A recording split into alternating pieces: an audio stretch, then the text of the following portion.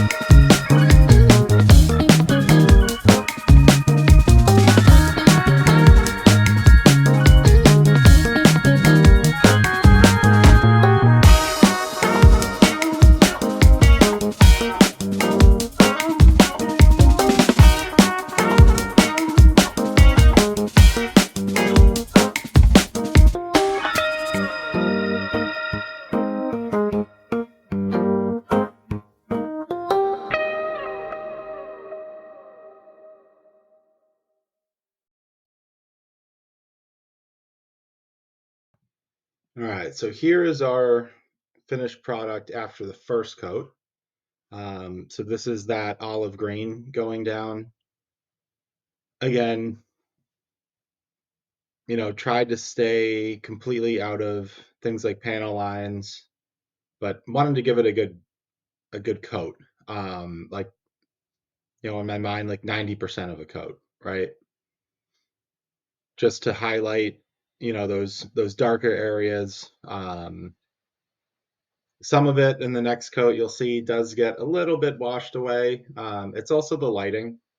I was very happy with it in person, and then looking at it, through the camera. There's certain camera angles where it does end up showing.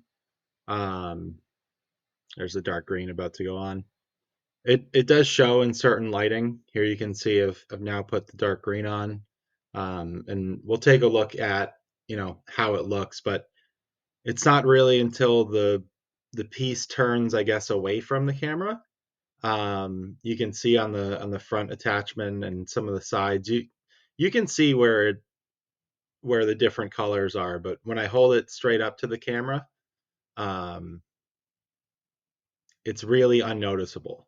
So I will say, having finished it now, well, finished, it's pigments are drying on it, and then it's finished at this moment. But having finished it, this is one of those techniques that it looks great, um, kind of until you weather, and then I don't know. Sometimes I'm like, why did I spent a lot of time doing that, but it is what it is.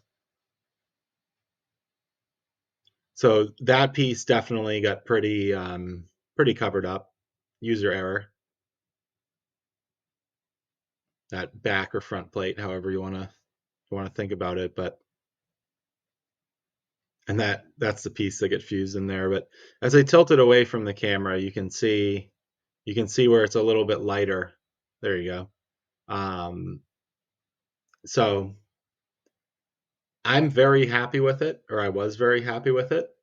Um, I think, to be completely honest, it turned out maybe better than times I've done the black and white technique. Again, it's the same principle. But if I wasn't going to go ahead and do a bunch of weathering, I mean, maybe even adding a third color in there, like a blend of the two, olive and dark green, and kind of going over and really leaving maybe the middle or something, or just doing a very light coat, probably would have resulted in a much better product. Um, if anybody cooks, it's like you know building layers of flavor. That's the same thing with paint, right? You kind of want to build up that paint job, and I don't do a ton of layers, but this was what, three. So if you have the patience and the time, I do think it pays off. I would just, when you're kind of planning ahead with weathering, think about how much you're going to weather it, because if you're going to weather it a lot, might not be necessary. Maybe just go with a lighter coat, especially if you're going to do filters and oils and things like that. Um, if you did some oil brushers on here, I forget what the polka dot technique is officially called, but you might know what I'm talking about. This would get lost, right? So it's all about how you want to do it, what works for you. I didn't want to do it on this tank just because there's not large vertical surfaces, or not very long vertical surfaces like there might be in like some of the German tank destroyers, but um, that's why we went with this technique.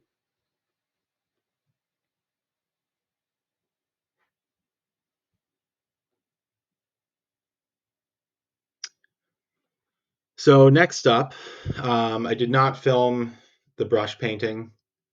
You see, I got the exhaust on there right now. I think I have every single piece on here except like the headlight lens.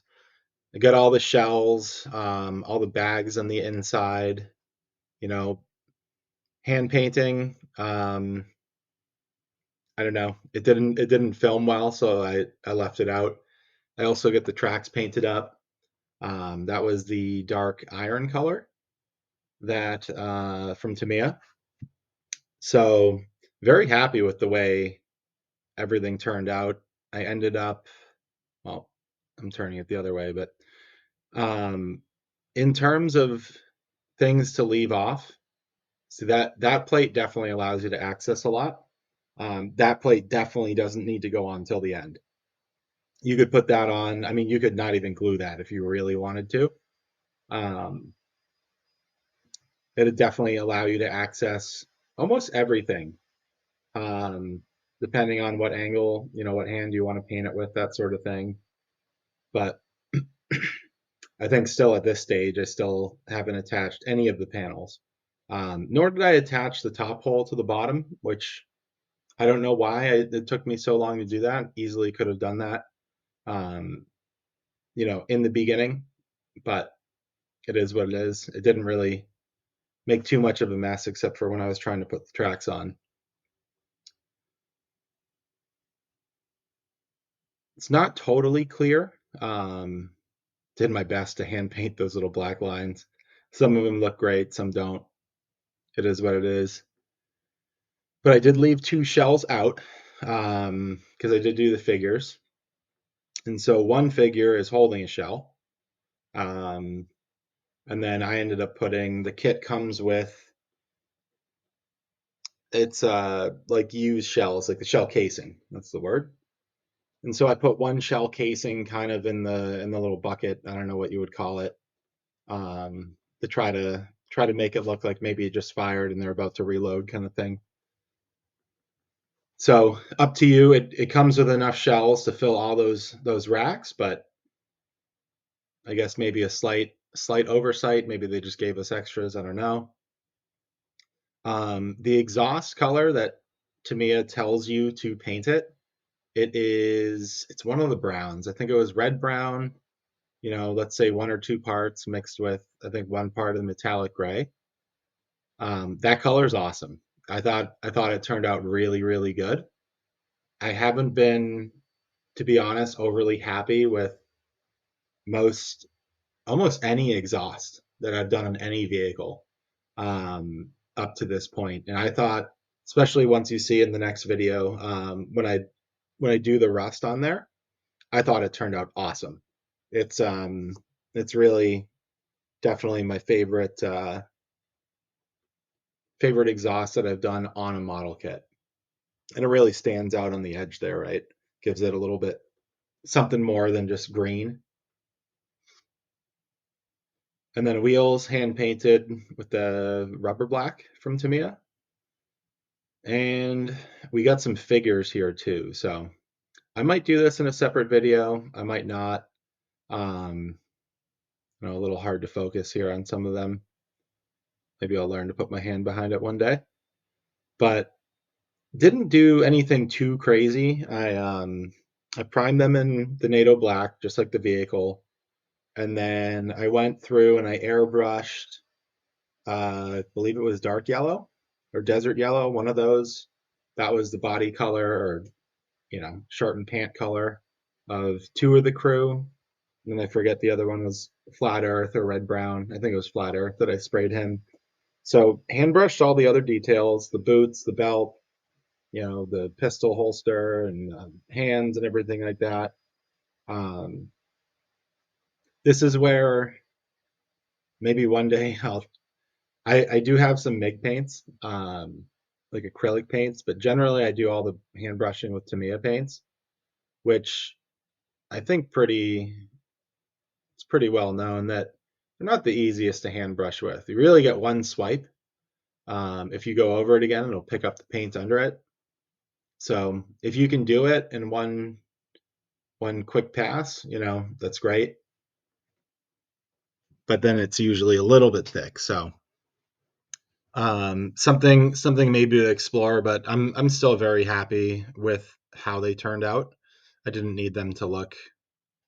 I don't do eyes or anything like that because I've tried it and it didn't look good. So we'll just give them, I have like the panel line wash for Flesh from Tamiya, and then I just do like a black wash. Again, I didn't clean up, really any. There's not many seam lines in these figures. I think you can see it on his left arm. I didn't want to get rid of any of the detail, and I don't know. I spent a lot of time in the kit. I didn't need to spend, an equal amount on the figures, which can easily happen. Um, Good piece of advice, that paint jig. Obviously a clothespin, but then just take a screw, stick it in there, and put a touch of super glue on his boot. Obviously something that's not going to show, but as long as you hold it, hold the bottom of his leg by his boot when you go to take it off, it really just snaps right off. There's not much super glue, if any, left on his boot. You can sand it really quick, but it allows you to, let the figures dry, hold the figures, everything like that. So next up, we're going to do decals. I, in the past, I've done like a gloss coat before this. I didn't have gloss coat, so just did the regular TS80 from Tamiya, the dull coat.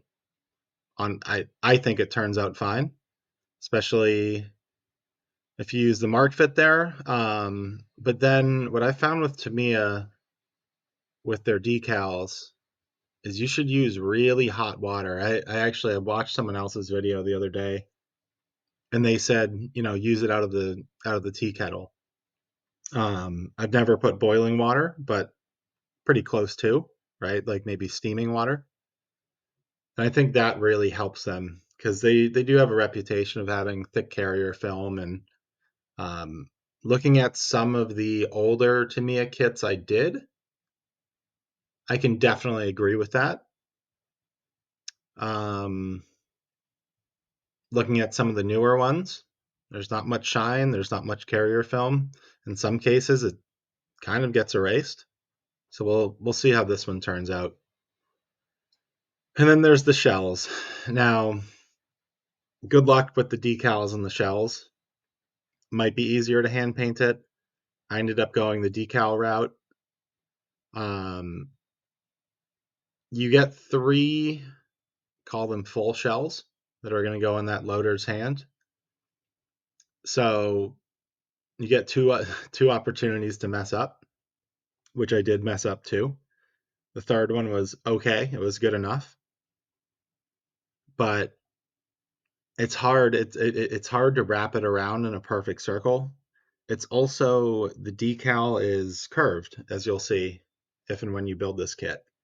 So I couldn't get it on camera because I had to hold the thing an inch from my face in order to do it. But that was honestly the most difficult part of doing all the decals, or decals if you're from the UK. So first things first, we are just putting a dab of that Mark Fit. Now it's easy to get a lot of Mark Fit and water all over. Try to do your best to keep it contained. You are gonna, weather and things like that, but I've kind of had some Mark Fit stains and things like that. If you put too much on the decal, I don't know the science behind it, but I think it brings down some of the adhesive that's in the decal, and kind of gets all over your paint. So you want to use enough to, melt or set that decal in place, but you don't want to use too much where it's dripping. So not a ton of decals in this kit. That back plate or front plate again, which is which, because the vehicle drives forwards or backwards depending on which way you look at it. That's where the most are. And then it's two on the left and two on the right. Nothing crazy. Um, they are a tight fit, like that one on the right side, the gray one. So make sure it's not overhanging on that little tubo there, and you should be good. But nothing too crazy. Pretty simple stuff.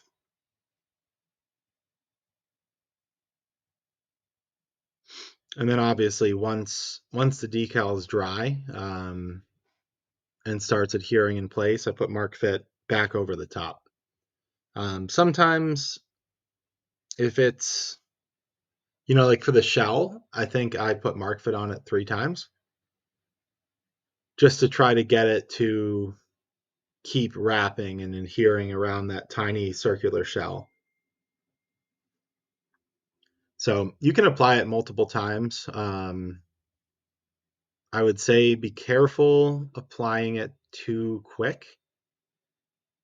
I try to get it on there personally really quick, but sometimes that little brush can end up moving the decal, and you know, then you're pushing around a decal that's getting hot in the Mark Fit and can end up breaking. So that's it. Decals are on. Um, appreciate you guys. Appreciate you guys tuning in again. On the next video, we're going to weather this up with pin washes, pigments at the end, mud in between, everything like that. So don't forget to like and subscribe if you enjoyed the video, and we'll see you on the next episode. Thanks for watching.